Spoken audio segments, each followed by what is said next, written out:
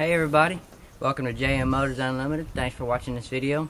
Today I'm working on my truck, my 79 F250, and it's got a lot of little dents and dings in the top of it, so I'm just bondoing those. And I just wanted to show y'all how I'm doing that today.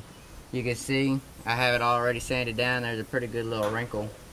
Well, not a wrinkle, but a little dent right here.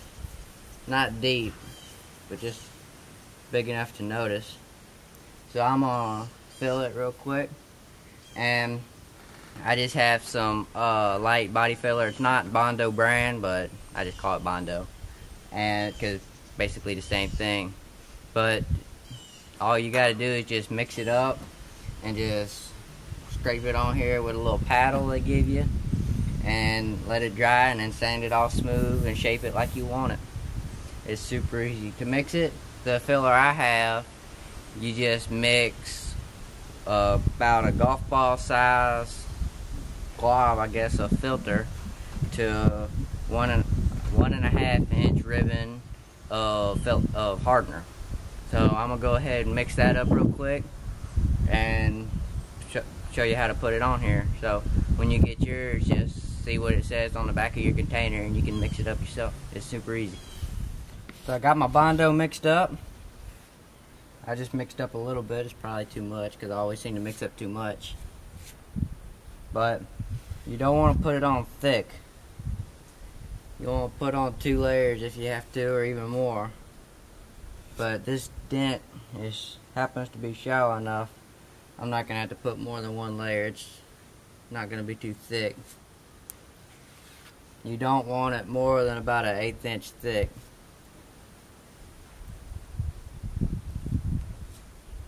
And on the back of my can of Bondo, it says use non-absorbent mixing board and a non-absorbent mixing paddle. But I'm not very fancy, and I couldn't afford to go buy a non-absorbent mixing board or a non-absorbent mixing paddle. So my brother was repairing the floor pans in his Dodge, his 84 Dodge, and he had some sheet metal from our air conditioning guy, and so I just got some of that and made me a mixing board, and got another little piece and made me a mixing paddle. So it's not too thick, but I am gonna have to put a little more because there was some scratches from this thing being a little messed up. So I'm going to have to come back and put a little bit more on there. So it's not too big of a deal if you don't mix enough hardener in. It'll just take it a lot longer to get hard. You want it to set up fairly quickly though. But if you mix too much, it'll set up too fast and you won't have time to get it on there. I put a little too much in this and it was starting to set up while I was still working it. But I'm just going to sand it off, and if the scratches are too deep, or I didn't get enough in the low spots, I'm just going to come back and sand it down a little bit rough so it'll stick, and just put another layer on. So as soon as this dries, I'll sand it down and show you what I got. So I've let it dry about an hour or so. It's pretty good. I have this 3M sanding thing. You just get paper and cut it out to the right shape and just fit it in the little clips. It's pretty easy. Sometimes if it's real thin paper, it don't like to stay in. So I find if you double it like that, it works a lot better. So I'm just going to start sanding on it and see how it comes out, and see if I need to put another layer on.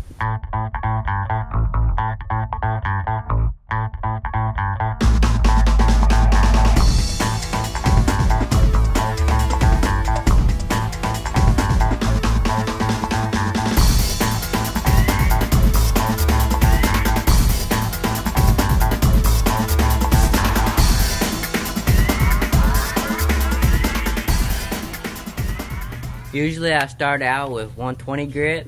I didn't realize it, and I was actually sanding with 220. Usually I go from 120 to 220 and then 320, and sometimes I'll finish off with some 400 if I need to.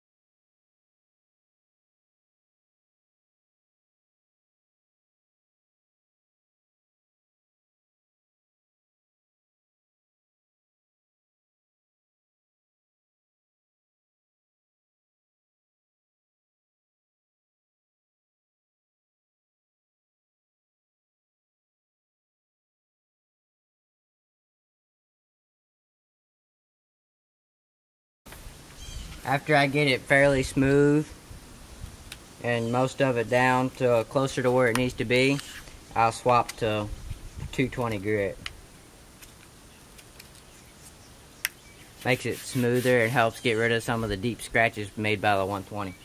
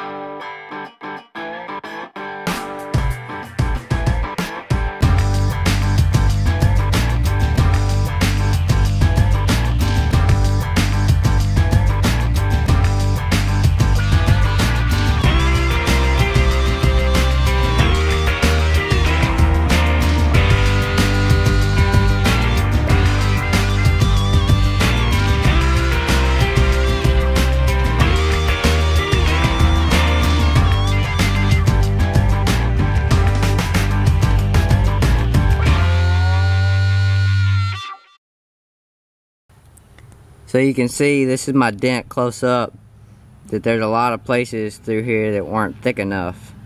I just sanded it down where it was smooth, and there's the low spots, so the rest of it is about where it needs to be. So I'm gonna go mix up some more Bondo and put in the low spots. And there's some scratches in it from the paddle being messed up and stuff like that. So I made sure to get all the Bondo dust, the sanding dust, out of the cracks and stuff. And because you don't want that in there, because that'll make the Bondo not stick. And whenever you Bondo, you want to make sure your surface is clean and it's not dusty and it doesn't have any kind of oil or anything on it, because that'll also make your Bondo not stick.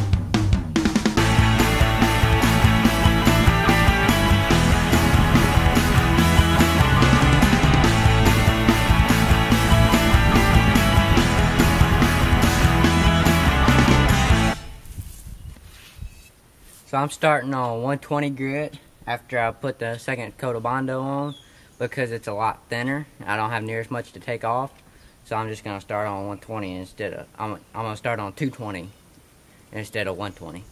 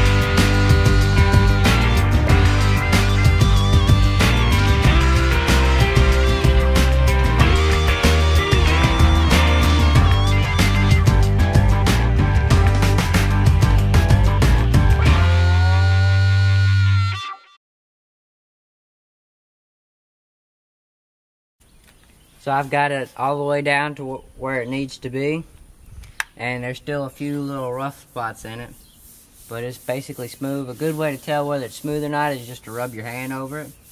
There's still a little bit of a rough spot right here I can feel, and right here.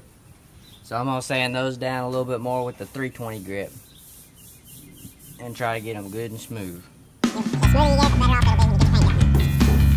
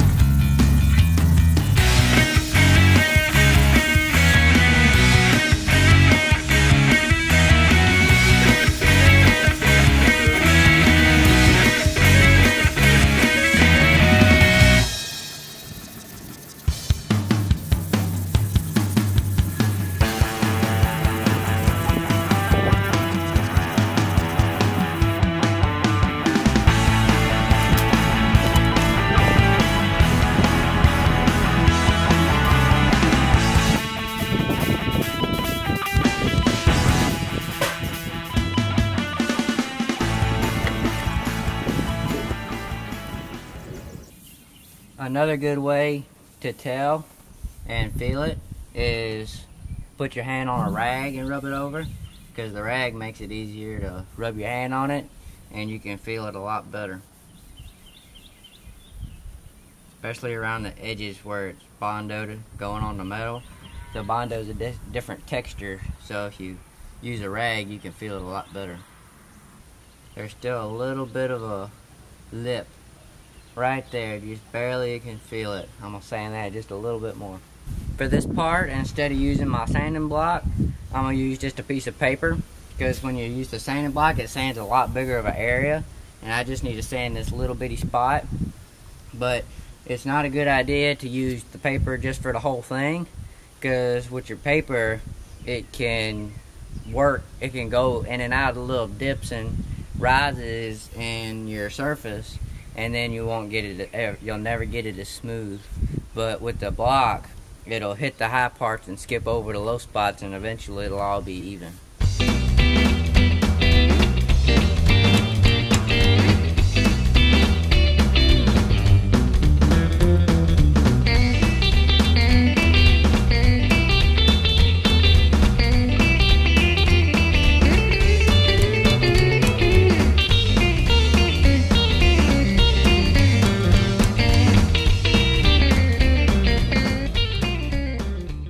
That feels pretty good. I've got all the little wrinkles out of it and all the little rises. It feels really good. You can look down it and it looks like there ain't even nothing there except for where you can see the color. So it looks real good. I'm gonna go ahead and prime it. So I just used this premium brand multi-purpose primer, just gray, and it's works fine for me. It doesn't rust through it. It takes it a while. Sometimes if I don't put enough coats, it'll rust through pretty quick, but usually if I put 2 or 3, it won't rust through. So I just use this I sanded the whole bed down to find where there had dents and stuff and where there was bondo, and I just did the whole bed with this, and it works perfect for me.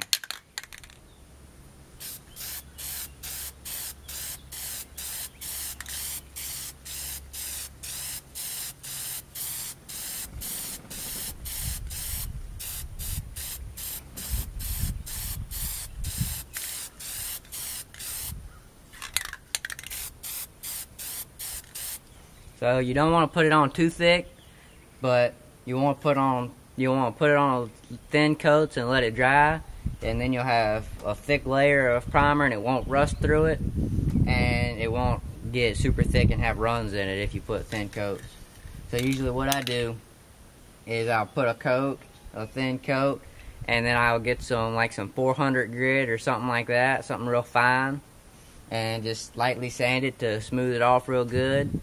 And because if you don't do that, it'll the more you go, the rougher it'll get, and you can feel down here it's way smoother where I sanded it and primed it and sanded it and primed it than where I just primed it the first time. I haven't done any Bondo down here, so this is just where there's primer from when I primed it the first time.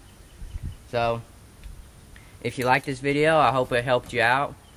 And this is by no means a professional body job. It's just I'm doing it myself, trying to save money. I'm not looking to build a show truck. I'm just trying to make it look better and get some paint on it. So if you liked the video, please give it a thumbs up and subscribe to my channel for my other videos like this. And I do videos about other things too, 3-wheelers, dirt bikes, 4-wheelers, just about everything with a motor, and some things without. So if you like it, give it a thumbs up and check out my other videos. And if you didn't like it, leave a comment and tell me why and why you didn't like it. So thanks for watching.